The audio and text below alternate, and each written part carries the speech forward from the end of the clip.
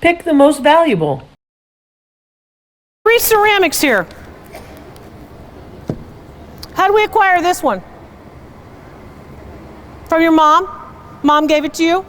Do you like it? We're gonna get you a microphone, you're gonna ask you to speak into it. We want everybody to be able to hear. Yeah. You like it? Do you have a pair? No. Just one? Just one. Okay. What do you use it for? 2 handles.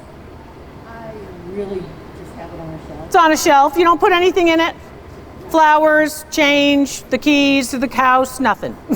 Okay. This is one of those secret keys to the house kind of things. You know, you want the spare key somewhere. My mother was great for that. Finding spare keys everywhere. In the flower jar, spare keys. Like, Ma, how many keys you got? I don't know.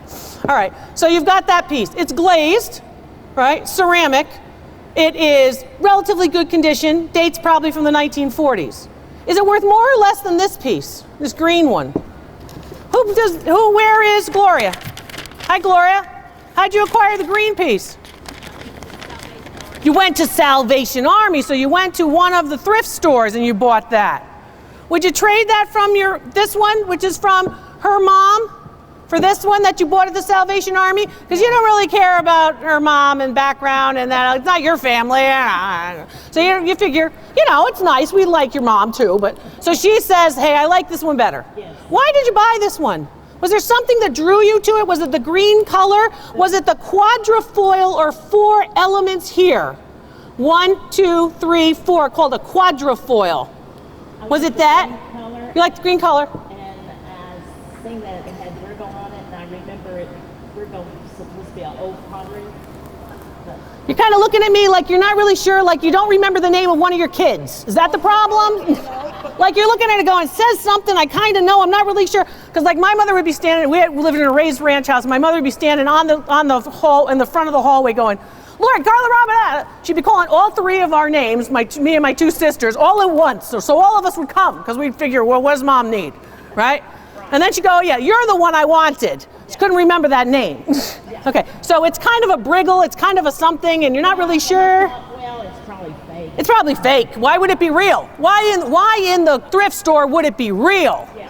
Why would it be a piece, in fact, of Van Briggle pottery from Colorado Springs, dating to the early years of the 20th century? Why would it be real? How could it be there? Why would someone think to put a very high quality piece of ceramic and give it to the thrift store? Why would they do that? Because all of you are going to be empowered from this girl about how to make money from buying those thrift store pieces, those flea market pieces, from making sure that you can actually learn how to sell them for top dollar.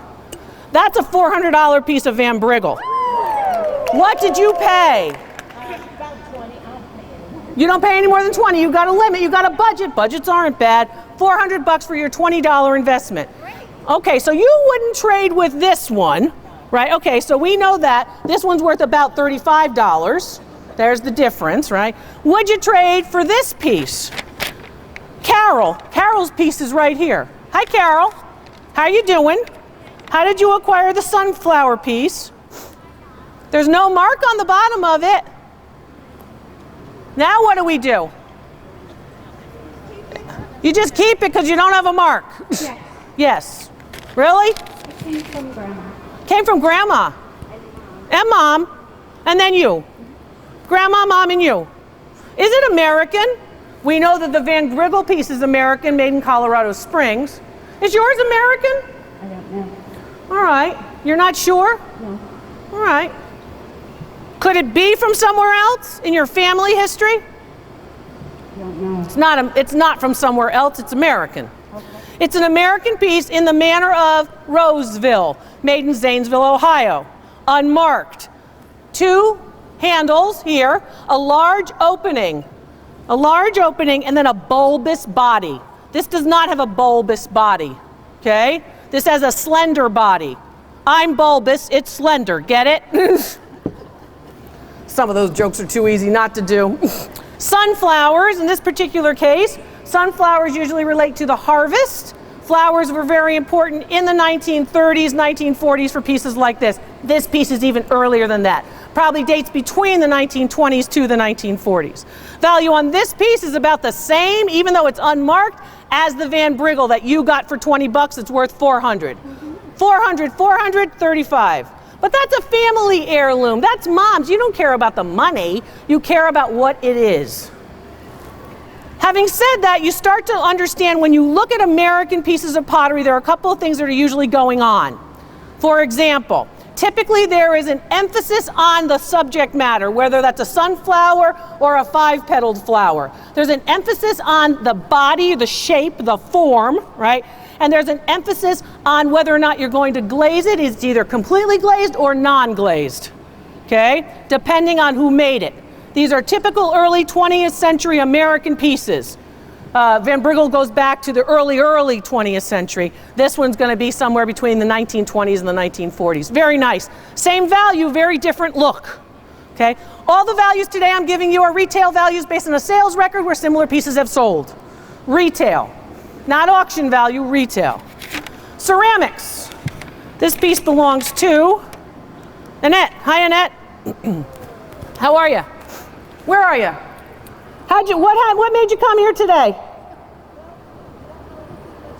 You don't know very much about this. We got it at a garage sale. You got it at a garage sale. When we purchased China hutch. This set in her mom's China hutch. And she wanted it to stay with the China hutch. Her mom had passed away. Wanted it to stay with the China hutch, so you bought the China hutch and you got this too. Correct. So she wanted those two pieces to stay together. That's interesting. How much did you pay for the China hutch and this? The China hutch, I actually went here to buy a table. Okay, I don't need the whole life story. How much did you pay for the China hutch? The guy in front of you can't believe I said that. I used to say that to the linebackers, the big kids at Penn State. I was thin then, and I wasn't afraid of those guys. No, I'm not trying to be impolite. I want you to tell me, the China hutch was how much? China hutch. So you got 3 pieces, 2 pieces of furniture, and this piece for $150. Correct. All together. Correct. Did you bring things together, or did they say we want it all to stay together because they felt like it was a furniture family kind of thing? Is that what it was? Yeah. Okay, those people are crazy. But all right, okay. I don't know. Well, okay, but they sold it to you for a deal, right? Yeah. So you got a nice table, right? You got a nice China hutch, and you got this, correct, which is equally nice. Do you think this piece might be worth the $150 alone? Yes. 22 karat gold banding, made in England. It's got the crown mark, which means the Queen said, wow, this is such good high quality ceramic that I want to give it the royal standard. Commission them to make more. Value on that piece alone is $150. Okay. Okay? I need to see a picture of your China hutch and your table to tell you how much of even better deal you got. But those 2 pieces of furniture are worth some money too. Very nice. It dates to about the turn of the 20th century. What made you buy it? When? What made you? Why? Why'd you buy it? What happened? You liked it? You liked the shape? Yeah. Did you get the other one? The other one goes the other way? No. Just one? Just one? Huh. Who's she? Do you know who she is? No, I've seen the decal on several. You've seen the decal. Bob knew what it was. He's seen the decal. Just like you're putting a decal or a sticker on top, right? The decal. And then literally it's only enhanced a little bit around the edges to cover up the edge of the decal. Sometimes they even shave it off. It's a piece of ceramic, American made. Then they of course mold it. Then they're going to paint these areas. The decal goes on, then they glaze over the whole thing. Time period, 1920s, 1940s. Value, $65. Sarah, darling. Sarah's been so nice to wait and wait and wait and wait. Mark's been so nice to walk and walk and walk and walk. Hi, honey. How'd you acquire this? Hand built. Estate sale in Saginaw, Michigan. Okay. How do you know it's hand built? How you know it's hand built is right here, right across the middle area of the body. If you see these striations, lines, right, you can see that it's hand built. It's even better if you move it this way, more lines. All hand built. That has to date it prior to 1900. Okay? So now you bought this in Saginaw, Michigan, and it's stoneware, which means it is a particular type of ceramic, very durable, very heavy. It has what's called Dauphin County Cobalt Glaze. Dauphin County is near Harrisburg, Pennsylvania. It was made famous for the glaze color. And all these blue elements are sometimes flowers or a bird or all different things. Basically, this one's so old that it only has a little bit of decoration left on it. So this piece is also built into the top. So they make the top and then they make the handle the same time they make this spout, if you will. And it's for pouring something, okay? It's functional, totally functional. Now, there's no marks on it. Everyone's like, oh, what's the mark say? What's the mark? What do you do when there's not a mark? Look at the coloration at the bottom and see whether you have glaze at the bottom. The glaze on this stops here. It stops.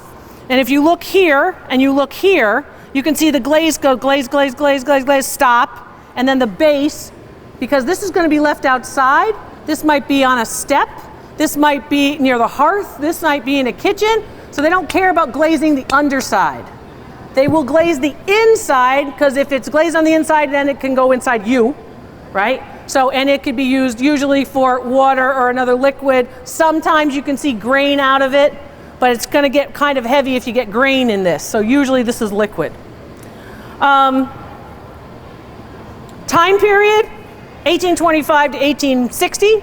Value, $175. What did you pay? 100. You liked it though. The guy tried 200, but you got him to 100. How did you do it? You said, I don't have 200. That's one way. I don't really have 200. So now what will you, so he really wanted to sell it. So when he said I want 200 and you said I don't have 200, did you say I have 100? Did you offer him that information, or did you just go, oh, well, I don't have 200. Oh, poor me, I'm so sweet and nice and smart and beautiful. I don't have 200. Did you ask him, oh, will you take 100? You did ask him that. Don't do that next time. Just go, I don't have 200. See what he says. He might say, well, do you have 150? Well, if I didn't have 200, I probably don't have 150, right?